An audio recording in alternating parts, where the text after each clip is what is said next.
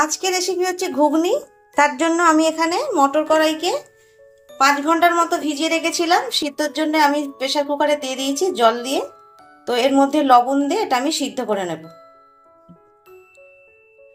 1 teaspoon লবণ দিয়ে বসিয়ে দেব। এদিকে আমি কড়াইটা বসিয়ে দিয়েছি। এখানে একটা আমি ভাজা মশলা বানিয়ে নেব।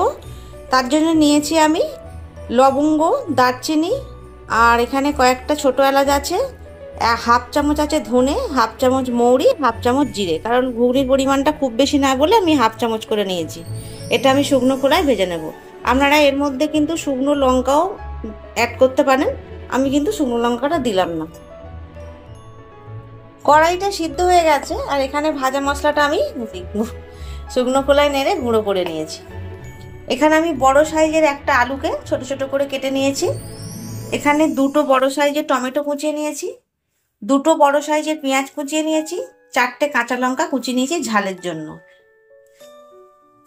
আর এখানে আদা রসুনের পেস্ট আমি করে নিয়ে এসেছি।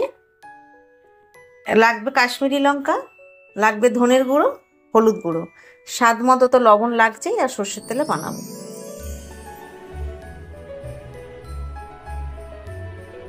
পরিমাণ মতো তেল দিয়ে দিব। এবার আমি এই তেলটা গরম হয়ে গেছে, পেঁয়াজটা দিয়ে দেব।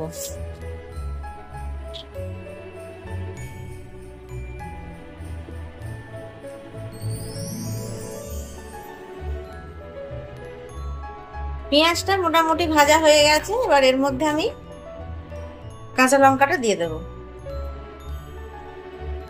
এখানে আদা রসুন আমি পেস্ট করে রেখেছি, এই 1.5 চামচ দিয়ে দেব।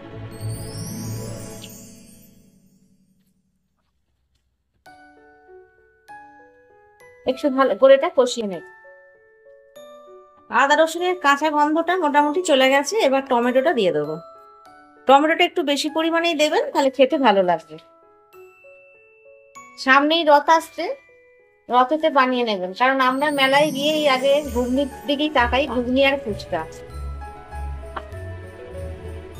তা বাড়িতে যদি এরকম সুন্দরভাবে একটু করা যায় ঘুগনি, ভালোই লাগবে। এবার এটা একটু নরম হওয়া পর্যন্ত অপেক্ষা করবো। আচ্ছা, এই পর্যায়ে আমি একটু লবণ দিয়ে দিই, তাহলে খুব তাড়াতাড়ি টমেটোটা গলে যাবে। আর নুন আমাদের দেয়াই ছিল এর মধ্যে, কড়াইয়ের মধ্যে, তাই একটু অল্প করেই দিলাম।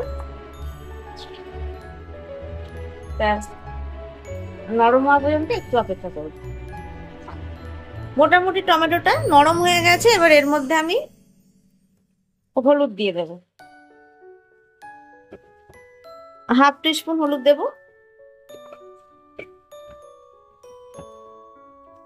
আর এখানে কাশ্মীরি লঙ্কা নিয়েছি, কাশ্মীরি লঙ্কা এখানে 1 টিস্পুন মতো দিয়ে দেবো। কারণ কাঁচা লঙ্কাটা আমি ঝালের জন্য দিয়েছি, এটা আমি জাস্ট কালারের জন্য দিলাম। খুব বেশি দেওয়ার প্রয়োজন নেই, 1 টিস্পুন দিলেই হবে। এবার এটা আরেকটু ভালো করে কষিয়ে নেব।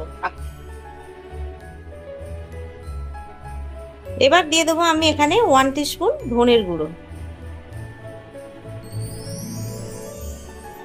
এখানে আমি যা কড়াই নিয়েছি সেই অনুযায়ী আমি দিচ্ছি ধনের গুঁড়ো, আপনারা কম বেশি করে নেবেন।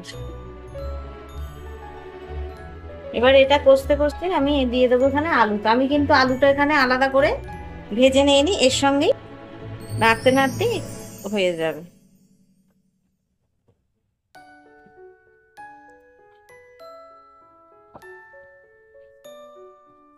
মশলাটাও খুব ভালো কষা হবে, আর তার সাথে আলুটাও নরম হয়ে যাবে। মশলাটা বেশ ভালো কষা হয়ে গেছে, দেখুন তেলগুলো ছাড়তে শুরু করে দিয়েছে, আর কালারটাও খুব সুন্দর এসছে। আলুর সাথে সাথে যদি এইভাবে কষতে থাকি, আলুর ভেতরে স্বাদটাও খুব ভালোভাবে ঢুকবে, আর আলুটাও নরম হয়ে যাবে। আমি একটু চাপা দিয়ে দিলাম এর মধ্যে, 3-4 মিনিট একটু চাপা থাক, তাহলে মশলা খুব ভালোভাবে কষা হবে। 3 মিনিট মতো আমি ঢেকে রেখেছিলাম। আলুটা অনেকটাই নরম হয়ে গেছে, আলুটা নরম হয়ে গেছে। এবার আমি কড়াইটা দিয়ে দেবো। কড়াইটা খুব গলে যাবে এরকম কিন্তু ভাবে সিদ্ধ করবেন না, হাতে চিপলে ফেটে যাবে, কিন্তু কড়াইগুলো সে না একটু গোটা থাকে, তবে সেই ঘুগনি খেতে ভালো লাগবে। কড়াই যদি বেশি গলে যায় কিন্তু ঘুগনি ভালো লাগবে না।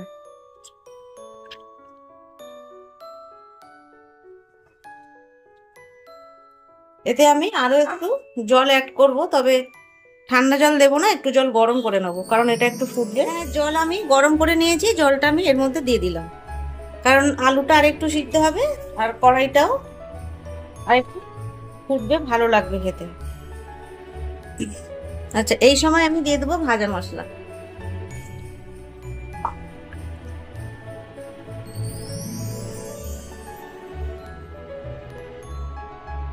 দু চামচ দিলাম, আর কয়েকটা এখানে চেরা কাঁচা লঙ্কা আছে, দিয়ে দিলাম।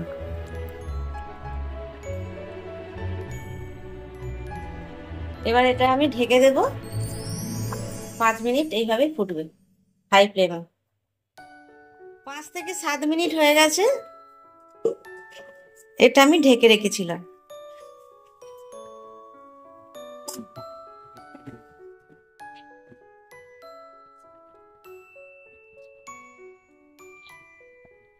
আলু সিদ্ধ হয়ে গেছে, আমাদের রান্নাটা কিন্তু কমপ্লিট। এর থেকে আমি আর জলটা মারবো না, যে এইভাবেই আমি ঝোলটা রাখবো, কারণ এটা খেতে ভালো লাগবে।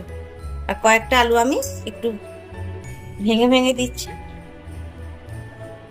রান্নাটা আমাদের কমপ্লিট হয়ে গেছে। এই সময় এই পর্যায়ে আপনারা একটু দেখে নেবেন নুন ঝালটা। রান্না একদম রেডি, এবার আমি পরিবেশন করব। আমাদের ঘুগনি কিন্তু একদম রেডি হয়ে গেছে, টেস্ট করে দেখলাম দারুণ হয়েছে। আপনারা কিন্তু আপনারা সবাই ঘুগনি করতে জানেন, তবে আমি যেভাবে করলাম একবার এইভাবে করে দেখবেন। এটা আমাদের ক্যামেরাম্যানকে দেবো, একটু শশা হলে ভালো হতো, এখন হাতের কাছে শশাটা নেই। একটু কাঁচা লঙ্কা, একটু গুঁড়ি ভাজা দেব,